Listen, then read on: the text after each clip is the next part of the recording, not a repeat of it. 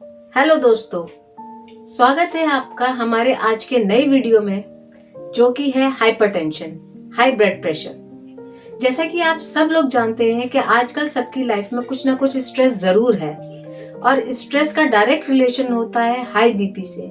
और जब हमारा बीपी हाई होता है तो वो हमारे हार्ट पे, हमारे ब्रेन पे बहुत ज्यादा इफेक्ट क्रिएट करता है, जिसकी वजह से हमको हार्ट डिजीज हो सकती है, ब्रेन में स्ट्रोक हो सकता है। तो दोस्तों, आज मैं इसी के बारे में चर्चा करने वाली हूँ कि हम डाइट में ऐसा क्या लें, अपने लाइफस्टाइल में ऐसे क्या चेंजेस करें कि जिससे हमें हाइपरटेंशन ना हो, और अगर हमें स्ट्रेस है तो हमारा स्ट्रेस किस तरीके से रिलीज हो कि हम हाइपरटेंशन में ना जाएं। चलिए वीडियो शुरू करते हैं।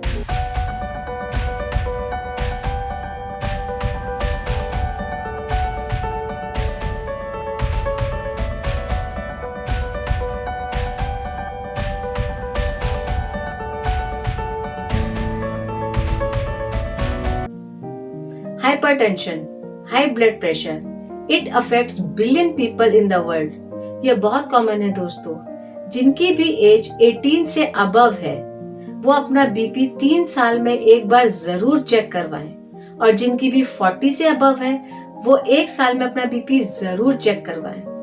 क्योंकि ब्लड प्रेशर जनरली कोई सिम्टम्स नहीं देता है, वो silent blood pressure, high blood pressure में पेशेंट चलता रहता है, जिसकी वजह से उसकी आर्टरीज पे, उसके हार्ट पे इफेक्ट आता है, उसकी बॉडी के ऑर्गन्स पे इफेक्ट आता है। तो बिल्कुल भी ऐसी गलती ना करें। साल में एक बार जिनकी 40 से अबव एज है जरूर चेक करवाएं, और जिनकी 18 से अबव एज है वो 3 साल में एक बार अपना बीपी जरूर चेक करवाएं। अब दोस्तों, आपको ये समझने की जरूरत है कि ब्लड प्रेशर और हाई ब्लड प्रेशर होता क्या है। ब्लड प्रेशर होता है दोस्तों जब हमारा हार्ट पंप करता है और ब्लड को आगे धमनियों में फेंकता है, तो वो जो ब्लड है वो क्या प्रेशर एक्सर्ट कर रहा है धमनियों की वॉल पे, उसको हम कहते हैं ब्लड प्रेशर। अब दोस्तों, जो नॉर्मल ब्लड प्रेशर होता है वो होता है 120/80। जो अबव प्रेशर है, जिसे हम सिस्टोलिक ब्लड प्रेशर कहते हैं, वो 120 होना चाहिए, और जिसे हम डायस्टोलिक ब्लड प्रेशर कहते हैं, जो नीचे का प्रेशर है, वो 80 होना चाहिए। अगर यह इससे अबव है, इसको हम कहते हैं हाई ब्लड प्रेशर या हाइपरटेंशन। अब दोस्तों, आपको यह समझने की जरूरत है कि प्रेशर आता कैसे है। सिस्टोलिक ब्लड प्रेशर वो प्रेशर होता है जब हार्ट पंप होता है और ब्लड हमारी बॉडी में जाता है। डायस्टोलिक ब्लड प्रेशर वो प्रेशर होता है जब हमारा हार्ट रिलैक्स होता है और उसमें ब्लड रिफिल होता है। जब ब्लड प्रेशर ज्यादा बढ़ जाता है तो वो जो आपकी आर्टरीज है, जो धमनियां है, उसकी वॉल पे एक प्रेशर क्रिएट करता है, जिसकी वजह से उस आर्टरीज की, उन धमनियों में कुछ टाइम के बाद उसकी इलास्टिसिटी जाने लगती है, और एक बार कंडीशन ऐसी आ जाती है कि उसमें क्रैक आने के भी चांसेस रहते हैं, जिसकी वजह से आपको कई तरीके की हार्ट डिजीज हो सकती है, आपको ब्रेन स्ट्रोक हो सकता है। तो इसको भी बिल्कुल भी लाइटली ना लें। अगर आपका हाई ब्लड प्रेशर है तो उसका तुरंत उपचार लें। अब इसके मैं कॉजेस पे बात करूंगी दोस्तों। इसका जो बेसिकली कॉज है वो अननोन है, हमें पता ही नहीं है कि बीपी हाई क्यों होता है। इसलिए हम इसको 2 चीजों में डिवाइड कर देते हैं, primary hypertension, secondary hypertension. Primary hypertension वो हाइपरटेंशन होता है दोस्तों जिसमें हमें अंडरलाइन कॉज नहीं पता है। पेशेंट के हम सारे टेस्ट करवा चुके हैं, लेकिन उसमें हमें कोई कॉज नजर नहीं आ रहा है, पर उसका फिर भी बीपी हाई है, वो हाइपरटेंशन में है। ये 90% केसेस में देखा जाता है। दूसरा होता है दोस्तों सेकेंडरी हाइपरटेंशन, जो कि 10% केसेस में देखा जाता है, जिसमें हमें अंडरलाइन कॉज पता है। हमको पता है उसके हार्ट में कोई प्रॉब्लम है, या उसकी किडनी में, या कोई उसको एड्रिनल डिजीज है, या उसको डायबिटीज है, या उसको थायराइड है, जिसकी वजह से उसको हाइपरटेंशन हो रहा है, उसका ब्लड प्रेशर बढ़ रहा है। अब इसमें दोस्तों आपको 2 टर्म समझने की और जरूरत है। पहला है elevated blood pressure. Elevated blood pressure हम तब कहते हैं जब आपका बीपी 129/80 हो। इसको हम डाइट के थ्रू, अपने लाइफस्टाइल में कोई चेंजेस करके इसे ठीक कर सकते हैं। इसमें जनरली मेडिसिन की जरूरत नहीं पड़ती है। दूसरा होता है हाइपरटेंसिव क्राइसिस। इसमें क्या होता है, जो आपका बीपी है वो 180/120 होता है। आपका सिस्टोलिक 180 से अबव होगा, आपका डायस्टोलिक 120 से अबव होगा। इसमें पेशेंट बहुत सारे सिम्टम शो करता है। उसको हेडेक होगा, उसको चेस्ट में पेन भी हो सकता है, घबराहट होगी, बेचैनी होगी, उसको अपने दिल की धड़कन बैठे बैठे महसूस होगी, अपने चेस्ट में महसूस होगी, अपनी गर्दन में महसूस होगी, अपने कानों में महसूस होगी। वो बहुत ज्यादा बेचैनी फील करेगा। अगर किसी के साथ भी ऐसे सिम्टम्स होते हैं, वो तुरंत अपना बीपी चेक करवाए और डॉक्टर से परामर्श ले, बिल्कुल भी डिले ना करे। अब दोस्तों मैं इसके प्रीडिस्पोजिंग फैक्टर पे बात करूंगी। कुछ ऐसी चीजें हैं जिससे आपका बीपी होने का रिस्क जो है वो बढ़ जाता है, जैसे ओबीज होना, मोटापा होना, रेगुलर एक्सरसाइज ना करना, सेडेंटरी लाइफ जीना, स्ट्रेस में रहना। स्ट्रेस इसका बहुत बड़ा कारण है दोस्तों। रेगुलर अल्कोहल लेना, रेगुलर स्मोकिंग करना, हेल्दी डाइट ना खाना, खाने में नमक बहुत ज्यादा खाना। अब मैं इसके ट्रीटमेंट पे बात करूंगी दोस्तों। इसके ट्रीटमेंट को मैं 2 पार्ट में डिवाइड करूंगी। एक डाइट और आपके लाइफस्टाइल के थ्रू हम उसको कैसे ठीक कर सकते हैं, प्लस होम्योपैथिक मेडिसिन के थ्रू। तो आपको डाइट में दोस्तों ऐसा क्या लेना है जिससे आपका बीपी नॉर्मल आ जाए या फिर बढ़े ही ना। तो उसमें सबसे अच्छा चीज है वो है खीरा, कुकम्बर। खीरा एक ऐसी चीज है दोस्तों जिसे खाने के बाद अगर आपका बीपी हाई है तो वो 1 घंटे में नीचे आने की कोशिश करता है। आप उसको मेडिसिन की तरह ले सकते हैं। एक खीरा सुबह, एक दोपहर, एक शाम जरूर ले। अगर आप आफ्टरनून में नहीं ले पाते तो कम से कम उसको सुबह और शाम जरूर ले। कच्चा प्याज भी बीपी नीचे लाने की बहुत कोशिश करता है, वो भी जरूर लीजिएगा। 2 गार्लिक के जो कलियां होती हैं, लहसुन की कलियां, उन्हें सुबह सुबह चॉप करिए, गुनगुने पानी के साथ स्वेलो कर लीजिए। उससे भी बीपी आपका नॉर्मल रहने की कोशिश करता है। विटामिन सी इसमें बहुत हेल्प करते हैं दोस्तों। जो सीजनल आपकी फ्रूट्स है वो जरूर लें। जैसे आजकल संतरा अवेलेबल है, आप जरूर खाएं, उससे आपका बीपी काफी हद तक मेंटेन रहेगा। खाने में ओट्स लें, सैचुरेटेड फैट ना लें। घी, तेल, मक्खन, ये चीजें आप जितना हो सके अवॉइड करें। और खाने में नमक बिल्कुल भी ना लें। नमक चाहे सेंधा हो, चाहे काला हो, चाहे पहाड़ी नमक हो।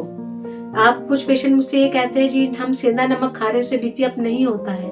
ऐसा नहीं होता है दोस्तों। जो नमक होता है उसमें सोडियम जरूर होगा और सोडियम आपका बीपी तुरंत अप करेगा।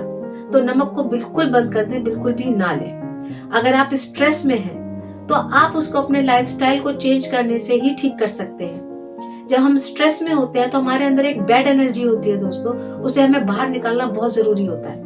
जिसे निकालने का तरीका बहुत इजी है। फिजिकल मूवमेंट से वो बाहर आ सकती है। डांस का शौक है, आप डांस करिए, आप एरोबिक्स कर सकते हैं, आप एक्सरसाइज कर सकते हैं, योगा कर सकते हैं, मेडिटेशन कर सकते हैं। ये जो सारी चीजें हैं ये आपके स्ट्रेस को बाहर निकाल देती है, जिससे आपके हाइपरटेंशन होने के या और भी बहुत सारी डिजीज होने के चांसेस बहुत ज्यादा कम हो जाते हैं। अगर आपका वजन ज्यादा है तो वजन कम करने की कोशिश करें, स्मोकिंग ना करें, अल्कोहल रेगुलरली ना लें। तो ये कुछ चीजें ऐसी हैं दोस्तों जो अपनी लाइफ में आप चेंज करेंगे, उससे आपका बीपी मेंटेन होने की कोशिश करेगा। और अगर आप एलिवेटेड ब्लड प्रेशर में हैं तो वो इन चीजों से ही बेटर हो जाएगा। उसमें आपको और कोई एक्स्ट्रा मेडिसिन लेने की कोई जरूरत नहीं है। अब मैं आपको कुछ होम्योपैथिक मेडिसिन बताऊंगी दोस्तों जो बहुत हेल्प करती हैं बीपी को मेंटेन करने में, आपके बीपी को नीचे लाने में। जिसमें सबसे पहला नाम आता है रोवल्फिया। रोवल्फिया को हम टिंचर में देते हैं। 10 बूंद सुबह, 10 बूंद शाम, या 15 बूंद सुबह, 15 बूंद शाम आप आधे गिलास पानी में डाल के ले सकते हैं। इसकी जो मेन इंडिकेशन है दोस्तों वो ये है कि हम बेसिकली प्राइमरी हाइपरटेंशन में देते हैं, जहां पर हमें अंडरलाइन कॉज नहीं पता है कि बीपी उसका अप क्यों हो रहा है। तो इसको आप बिल्कुल बेफिक्री से ले सकते हैं। ये आपके बीपी को नॉर्मल करने की पूरी कोशिश करेगा। दूसरी मेडिसिन है दोस्तों बराइटाम्यूर। बराइटाम्यूर जनरली हम ओल्ड एज जो लोग होते हैं उनमें देते हैं, 50 से अबव जिनकी एज है हम उनमें देते हैं। इसका जो मेन सिम्टम है वो ये है कि आपका सिस्टोलिक ब्लड प्रेशर तो ऊपर होगा, वो बढ़ा हुआ होगा, लेकिन आपका जो डायस्टोलिक ब्लड प्रेशर है वो नॉर्मल होगा। अगर किसी के साथ ऐसी ही कंडीशन है वो बराइटाम्यूर का टिंचर ले सकता है। बराइटाम्यूर को 6x में भी ले सकता है, वो बेटर फील करेगा। तीसरी मेडिसिन है दोस्तों कैक्टस। कैक्टस का टिंचर हम 15 बूंद सुबह, 15 बूंद शाम देते हैं। आधे गिलास पानी में डाल के आप ले सकते हैं। इसकी जो मेन इंडिकेशन है वो ये है कि जब आपका बीपी हाई है प्लस आपको साथ में अंडरलाइंग हार्ट डिजीज है, जिसका भी ऐसे सिम्टम है कि उसको बीपी के साथ हार्ट प्रॉब्लम है, वो कैक्टस का टिंचर ले, वो बेटर फील करेगा। अब नेक्स्ट मेडिसिन है दोस्तों जिनसेंग। जिनसेंग को हम टिंचर में भी यूज करते हैं, 3x और 6x में भी यूज करते हैं। जिनसेंग बेसिकली आपकी इम्यूनिटी को रेज करता है, आपकी इम्यूनिटी को बढ़ाता है, आपकी बॉडी की वीकनेस को दूर करेगा, क्योंकि वो आपके ब्लड के सर्कुलेशन को बहुत अच्छा कर देता है। तो अगर किसी के साथ ये प्रॉब्लम है कि उसकी इम्यूनिटी बहुत ज्यादा डाउन है और बहुत ज्यादा वीक फील करता है, प्लस उसको हाइपरटेंशन है, तो वो जिनसेंग का टिंचर ले सकता है 10 बूंद सुबह 10 बूंद शाम आधे गिलास पानी में डाल के, या फिर वो जिनसेंग की टैबलेट्स ले सकता है जो 3x और 6x में मिलती हैं। वो 4 गोली सुबह 4 गोली शाम खाई जा सकती है। अब नेक्स्ट मेडिसिन है दोस्तों ग्लोनाइन। ग्लोनाइन की इंडिकेशन ये होती है कि जब आपको हाइपरटेंशन है प्लस उसके साथ आपको हेडेक हो रहा है और आपको अपनी दिल की धड़कन अपने कानों में सुनाई दे रही है, तो आप ग्लोनाइन का टिंचर ले सकते हैं 10 बूंद सुबह 10 बूंद शाम आधे गिलास पानी में डाल के, या फिर आप ग्लोनाइन को 30 पोटेंसी में भी ले सकते हैं, जिससे 1 बूंद सुबह 1 बूंद शाम थोड़े से पानी में डाल के लिया जा सकता है। आप बेटर फील करेंगे, आपका बीपी नॉर्मल होने की पूरी कोशिश करेगा। नेक्स्ट मेडिसिन है दोस्तों प्लम्बम मेट। प्लम्बम मेट तब इंडिकेटेड होती है जब आपका हाइपर टेंशन का कॉज आपकी किडनी हो, आपको कोई अंडरलाइन किडनी डिजीज चल रही है जिसके आप ट्रीटमेंट पे ऑलरेडी हैं, प्लस आपको हाइपरटेंशन का प्रॉब्लम चल रहा है, तो आप प्लम्बम मेट 30 1 बूंद सुबह 1 बूंद शाम आधे गिलास पानी में डाल के लें। आपका बीपी नॉर्मल होने की पूरी कोशिश करेगा। आप इसको रेगुलर ले सकते हैं। तो ये कुछ मेडिसिन ऐसी है दोस्तों जो हाई बीपी में बहुत अच्छा काम करती है। मैं आपसे आज फिर ये कहना चाहूंगी दोस्तों, होम्योपैथिक मेडिसिन बेसिकली टोटलिटी पे काम करती है। जो आपको प्रॉब्लम चल रहा है प्लस आपकी पर्सनैलिटी कैसी है, आपका लाइफस्टाइल कैसा है, उसे मिलाकर हम एक मेडिसिन निकाल के देते हैं जो 100% एक्ट करती है। लेकिन ये कुछ मेडिसिन है जो हाई बीपी में तुरंत एक्ट करती है, आधे से पौन घंटे में आपका बीपी नीचे लाने की पूरी कोशिश करती है। अगर किसी को भी हाइपरटेंशन का प्रॉब्लम है, वो ये मेडिसिन लेकर अपने सिम्टम के बेसिस पे जो मैंने अभी आपको समझाए हैं वो ले सकता है। आपको फिर भी कोई डाउट है अपने बीपी को लेकर, आप मुझसे कमेंट बॉक्स में पूछिएगा, मैं आपको दवाई का नाम जरूर बता दूंगी, उसकी डोज जरूर बता दूंगी। आशा करती हूँ आप मेरी वीडियो से संतुष्ट होंगे। फिर मिलती हूँ दोस्तों नेक्स्ट वीडियो में नेक्स्ट टॉपिक के साथ। तब तक खुश रहें, स्वस्थ रहें, अपना ध्यान रखें। धन्यवाद।